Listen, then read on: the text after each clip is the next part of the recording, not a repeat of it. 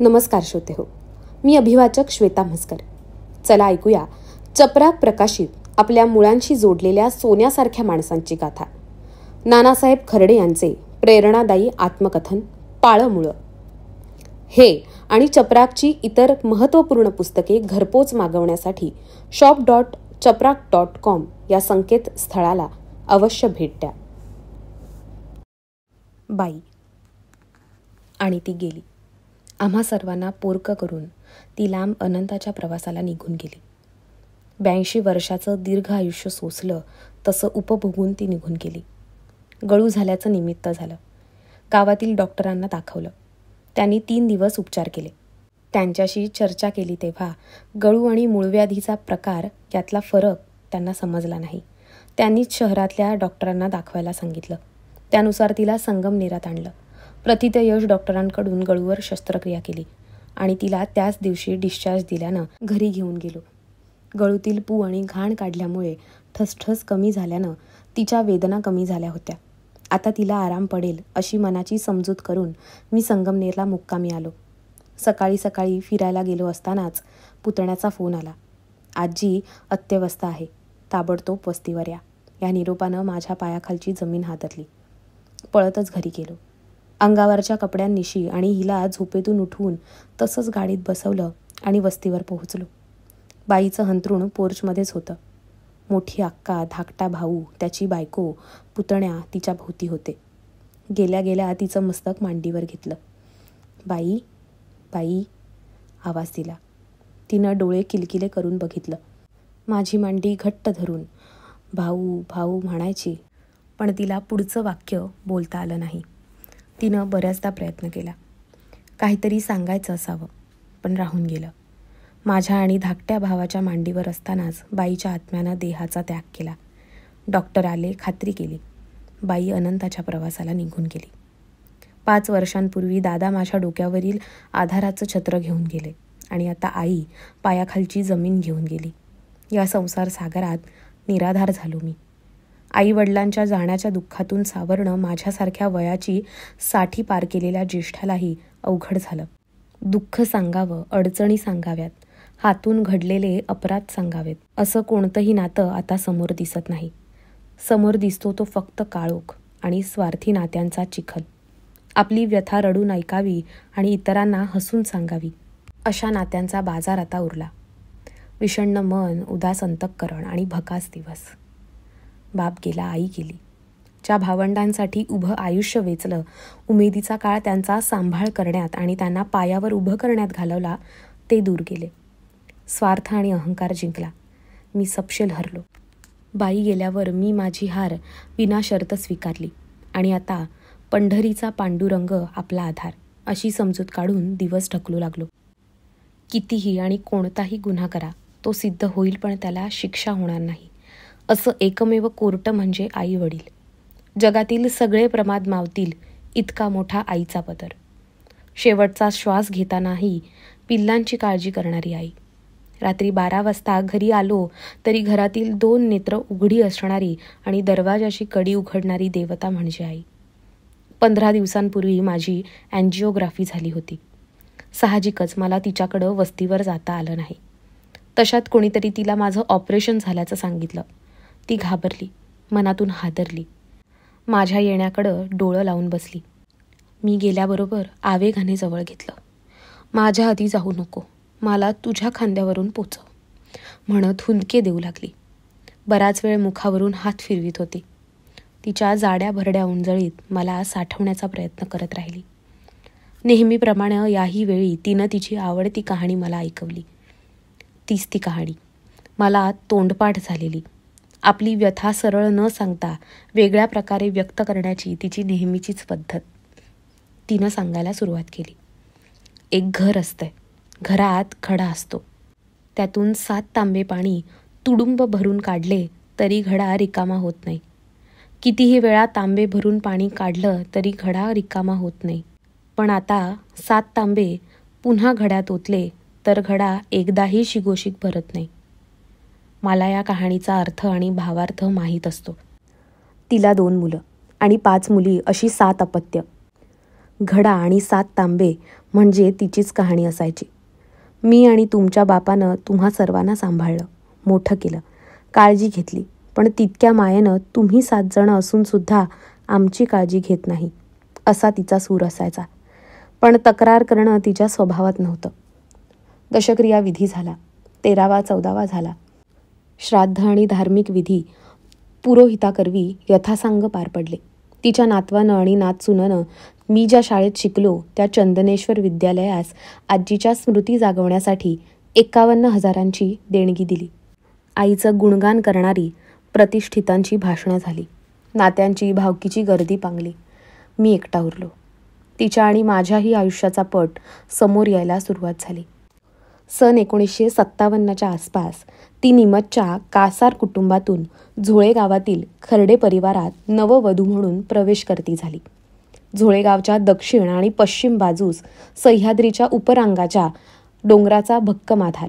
डोंगराच्या पलीकडं तिचं माहेर. माहेराला गौरवशाली इतिहास आणि समृद्ध वारसा. संगमनेर तालुक्यातील अमृतवाहिनी प्रवरेच्या उजव्या तीरावरील निमज एक पाणीदार गाव.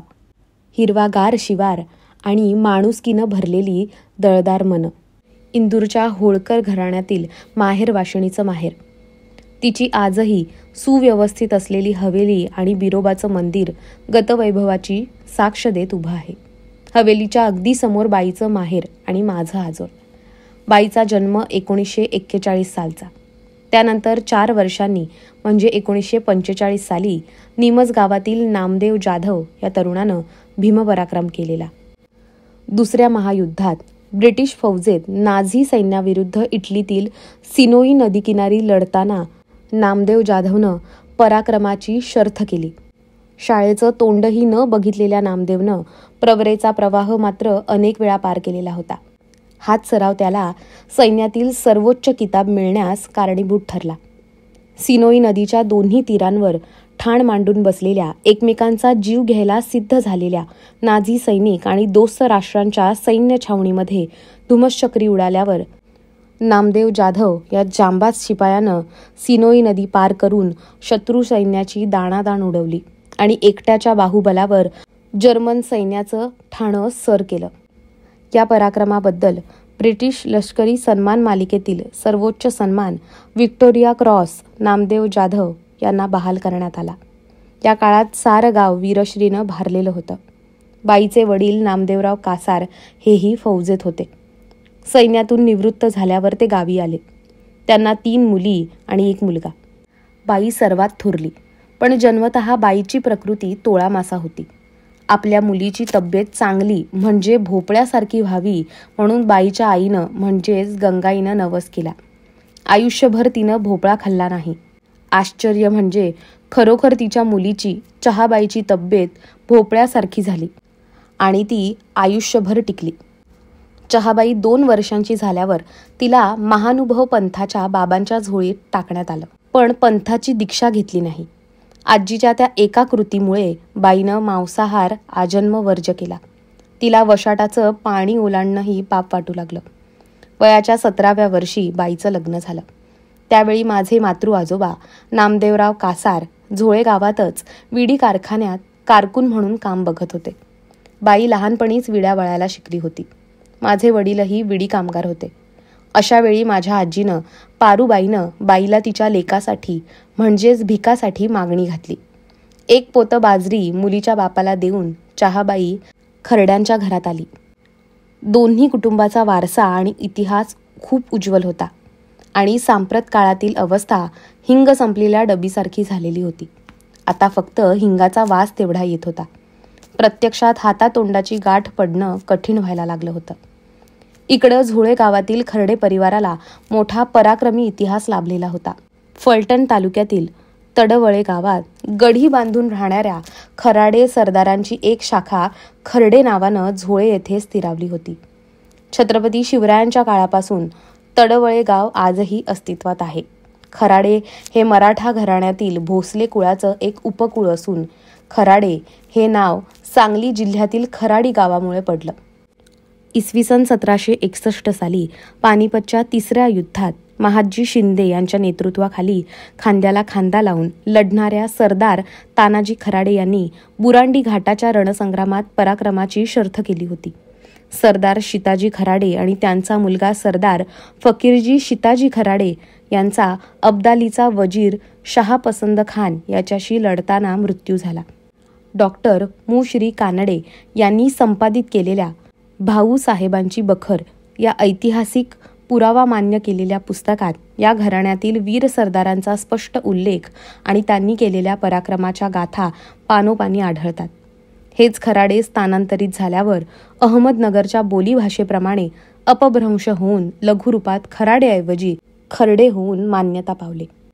याच काळात निमगाव जाळी येथील सरदार त्रिंबकजी डेंगळे यांच्या सोबतीनं झोळे येथील खर्डे कुटुंबाचे मूळ पुरुष श्री मुकिंदराव खर्डे पाटील यांनी पुण्यात जाऊन पेशवाईच्या दरबारात बस्तान बसवलं होतं. आपल्या हुशारीच्या जोरावर त्यांनी मान सन्मान मिळवलेला असतानाच उत्तर पेशवाईत ते एका अरिष्टात सापडले.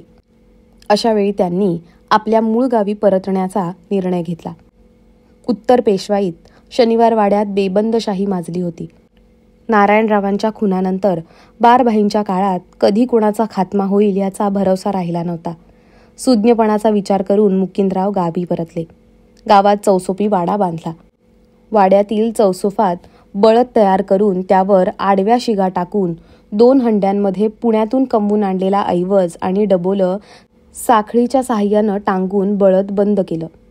भावी पिढ्यांची ददात मिटवण्यासाठी ही तजवीज होती, अशी वदंता होती. शिवारातील 2 ओढ्यांच्या मधली काळी कस्तार सुपीक जमीन खरेदी करून ती वहिताला आणली. जवळपास 100 एकरांपेक्षा अधिक जमीन ताब्यात घेऊन संसाराला सुरुवात केली. अतिशय संपन्न, समृद्ध आणि वैभवशाली इतिहास असलेला खर्डे परिवार गावात गुण्या गोविंदानं नांदू लागला. कालांतरानं ही समृद्धी मुकिंदरावांच्या नंतर 4थ्या पिढीतच कापराप्रमाणे वाऱ्यावर उडून गेली. सततचा दुष्काळ, नापिकी आणि नाकर्तेपणा यामुळे पुढील पिढीची भरभराट रोखली गेली. उदरनिर्वाहासाठी पुन्हा स्थानांतर आणि स्थलांतर नशिबी आलं. शेती परवडेनाशी झाल्यानं लोकांसमोर इतर पर्यायांचा विचार पुढं येऊ लागला आणि विडी उद्योगानं बाळसं धरलं. झोळे गावात 3 विडी कारखाने सुरू झाले. बस्तीराम नारायणदास सारडा यांची उंट विडी, मेसर्स विश्वनाथ बळवंत वैद्य यांची हत्तीछाप विडी, चांडक यांची कोंबडा विडी या नावानं विडी कारखान्यात स्थानिकांना रोजगार मिळाला. बाई आणि दादा यांनी नव्या संसाराला सुरुवात केली. घरात इन मीन 3 जण. सासू पाराई विधवा होती. सासरे नाना हे बाईला बघायलाच मिळाले नाहीत, कारण ते दादांनाच आठवत नव्हते. दादा 2.5 वर्षांचे असतानाच त्यांचे वडील नाना यांचा दुर्दैवी मृत्यू झाला होता. 1937 साली श्रीरामपूर तालुक्यातील उंडेगाव, कोपरगाव तालुक्यातील सावळी विहीर या ठिकाणी गुऱ्हाळाच्या कामावर पोट भरण्यासाठी गावातील अनेक कुटुंब स्थलांतर करीत. याच दरम्यान नाना व पाराई बैलगाडी घेऊन गुऱ्हाळावर गेले होते. त्याचवेळी मानमोडीची साथ सुरू झाली होती. तिकडे असतानाच नानाला मानमोडीची लागण झाली. म्हणून तो गाव जवळ करण्याच्या इराद्यानं गावाकडे निघाला. पण गावकऱ्यांनी त्याला गावात प्रवेश करू दिला नाही. गावाच्या शिवेवरच त्याला अडवलं. संगमनेर खुर्द शिवारातील झोळे गावच्या शिवावरील जुन्या मारुती मंदिराजवळ त्यांनी मुक्काम केला आणि तिथंच नानानं देह ठेवला. अग्निसंस्कारही झाले नाहीत. मृतदेह पुरला गेला. रोगाच्या भीतीनं आप्तजनही जवळ आले नाहीत आणि माझी आजी पाराई ही 2.5 वर्षांचं लेकरू पदरात असताना विधवा झाली. तरुण आणि देखण्या पाराईच्या संसार स्वप्नांचा चक्काचूर झाला. आपल्या तालेवार माहेराच्या आधारानं तिनं संसाराचा गाडा पुढं रेटायला सुरुवात केली. खस्ता खाल्ल्या, पण दुसऱ्या लग्नाचा विचार मनात येऊ दिला नाही. यथावकाश नामदेव कासारांना 1 पोतं द्यास देऊन तिनं चहाबाईला सून म्हणून घरात आणलं. बाई आणि दादांचा संसार सुरू झाला, पण राजा राणीचा नव्हे. अर्ध्या पत्र्याच्या आणि अर्ध्या थापट्या कौलाच्या चंद्रमोळी घरात तिघांचा राबता सुरू झाला. दोघंही विडी कामगार. रात्री भिजत घातलेलं तेंदूच्या पानाचं पुडकं पहाटेच बाजूला काढून ठेवायचं. भिजल्यामुळे ते नरम व्हायचं. सकाळी उठून बाईनं रात्रीची मोरीत ठेवलेली भांडी राखुंडीनं घासून साफ करायची. घरासमोरील अंगण झाडून स्वच्छ करायचं.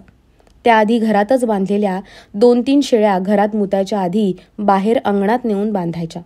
रात्रभर त्यांनी घरात टाकलेल्या लेंड्या गोळा करून उकिरड्यावर टाकायच्या. मग आजीनं दुभत्या शेळीच्या मागचं एक तंगडं आपल्या उजव्या पायाच्या गुडघा आणि मांडीच्या बेचकीत पकडून शेळीच्या दोन्ही सडातून बकरांना पाजत पाजत तांब्यात धार काढायची. बकरं शेळीला पीत असताना आचळाला हिसडा देत. त्यामुळे दुधाचा तांब्या हिंदकाळायचा आणि दूध वाया जायचं. आजी कावायची. दातांना मिसरी लावून तोंड धुवून बाईचा दिवस सुरू होई. हा दिनक्रम मी नोकरीला लागेपर्यंत सुरूच होता. रामप्रहरी सूर्यकिरणं दारातून घरात शिरत. दरवाजाच्या आकाराचं ऊन घरातल्या आडव्या मातीच्या भेंड्याच्या भिंतीवर पडे. हिवाळ्यात बाई दादा या उन्हाच्या उबीत जागा बदलत बदलत पार उंबऱ्यापर्यंत येऊन हातात कात्री घेऊन विड्यांची पानं कापत बसत. दोघांची कात्री तालासुरात कचकच आवाज करत भिजवलेल्या पुड्याचा फडशा पाडत. त्याचा भरपूर कचरा होई. पुढ्यात साचलेला कचरा बाजूला करूनच दुसरा नवा पुडा कापायला घेत. दिवस कासरा 2 कासरा येईपर्यंत हा प्रपंच सुरूच असे. कापलेली पानं एकत्र करून त्यांची चवंड करून थोडं पाण्याचं शिंपण घालून ती थप्पी ओल्या कलतानानं घट्ट बांधून ठेवत. पाण्याच्या आर्द्रतेनं तेंदूपत्ता सैल आणि मऊ राही. मग त्याच्या विड्या वळताना पानं न मोडता न तुटता विडी सुरळीत वळता येई. सकाळी विड्यांची पानं कापून झाल्यावर घर लख्ख साफ करी. तोपर्यंत आजी भाकरी आणि कोरड्यास बनवून सकाळचा स्वयंपाक उरके. याच दरम्यान बाई आईच्या पश्चिमेकडील रुमालाच्या विहिरीवरील मोठा सुरू झाल्यावर हंड्यानं पाणी आणून रांजण भरून ठेवी. 4 हंड्यांचा मोठा रांजण आणि पाणी भरलेला हंडा म्हणजे दिवसभरातील मोठा जलसंचय असायचा. त्यात दुपारी शेळ्यांना पाणी पाजून होई आणि आजीच्या एकट्या जीवालाही पाणी पुरे. कामाची ही सर्व ओढाताण सुरू असतानाच काम आणि वेळ यांचा मेळ घालत सकाळची न्याहारी उरकली जाई. नऊवारी साडी नेसून केसांचा अंबाडा घालून बाई कपाळाला मेण लावून त्यावर रुपयाच्या आकाराचं सवाष्णीचं लाल भडक लेणं रेखून घेई. बाईचं ते रूप डोळ्यात साठवावं असं असे. सावळा निमगोरा रंग, नितळ कांती, चाफेकळी नाक, रेखीव बांधा, बोलके काळेभोर टपोरे डोळे, देखणं उंच कपाळ आणि त्यावर भलं मोठं कुंकू. बाई उभी राहिली की चित्रातल्या देवीसारखी वाटे. जगातल्या सर्व नारी जातीत माझी आईच सुंदर भासे. सकाळी घरातली सर्व कामं उरकून बाई घाईघाईनं गावाकडे निघे. गावातल्या उंट विडी कारखान्यात ती सुरुवातीपासून विड्या वळायचं काम करी. एका हातात पानाची थप्पी, दुसऱ्या हातात बसायचा गोंटा आणि फडक्यात दुपारचं जेवण बांधून बाई कारखान्यात वेळेत पोहोचण्यासाठी लगबगीनं गाव जवळ करी. कारकुनानं दिलेली 10 वाजताची वेळ चुकली तर त्या दिवशी विड्या बांधायला तंबाखू मिळत नसे. अशा वेळी काम न करता घरी परतावं लागे. म्हणून प्रत्येक कामगार कसोशीनं वेळ पाळण्याचा प्रयत्न करी. पण तरीही दर आठवड्यात एका तरी सासूरवासणीची तंबाखू न मिळाल्यानं कामाची खोटी होई आणि मग सासूरवासही होई. कारखान्यातील कारकून हा कामगारांच्या लेखी मोठाच अधिकारी होता. त्याला तसे बरेच अधिकार होते. बांधलेल्या विड्यांच्या प्रमाणात तेंदू पानांचे पुढे वजन करून कामगारांना दुसऱ्या दिवसासाठी देई. अशा वेळी खराब टिचलेलं पानाचं पुडकं ज्या कामगाराच्या पदरात पडे त्याला दुसऱ्या दिवशी विड्या वळताना पानं कमी पडत. मग खुल्या बाजारातून त्याला पानाचं पुडकं विकत घ्यावं लागे. यामुळे त्याच्या खिशाला चाट पडे. रोज संध्याकाळी बांधलेल्या विड्यांचे बंडल मोजून घेताना त्यातील काही विड्या छाट म्हणून बाजूला काढी. हे बंडल तो स्वीकारत नसे. मग कामगाराची मेहनत, पानं, तंबाखू, वेळ वाया जाई आणि शुक्रवारी आठवड्याभराच्या विड्यांपोटी होणाऱ्या पगारात कपात होई. शुक्रवारी होणाऱ्या पगाराला खर्ची म्हणत. दर हजारी भावानुसार विड्या बांधण्याचा भाव ठरलेला असे. शनिवारी बाजारचा दिवस असल्याने कारखाना बंद असे. कारखान्यात अर्ध्या भागात स्त्री कामगार आणि अर्ध्या भागात पुरुष कामगार असत.